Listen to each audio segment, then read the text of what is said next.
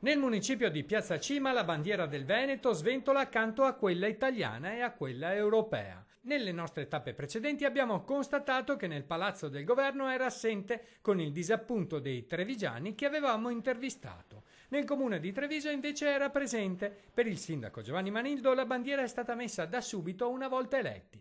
Anche nel palazzo comunale di Conegliano la bandiera è presente. Ah sì, noi l'abbiamo sempre avuta esposta, ormai sarà almeno una decina d'anni che campeggia insieme a quella della Comunità Europea e insieme alla bandiera italiana, c'è anche la bandiera del Veneto, ma insomma penso che sia normale che sia così. La bandiera veneta, secondo quanto stabilito dalla Regione, è obbligatoria in tutti gli edifici pubblici, dai comuni ai tribunali, dalle prefetture alle caserme, con tanto di multe per chi non la espone. Una legge incostituzionale, secondo invece il governo. Sì, noi l'abbiamo sempre avuta, io sono qua da almeno 10 anni, l'ho sempre vista, ha sempre fatto bella mostra insieme a quella, ripeto, dell'Europa e della nazione, per cui penso che non ci sia nessun problema. Se qualcuno ci dirà che ci sono dei problemi, valuteremo. E noi continueremo il nostro viaggio per verificare chi ha deciso di non esporre la bandiera del Veneto e il motivo della decisione.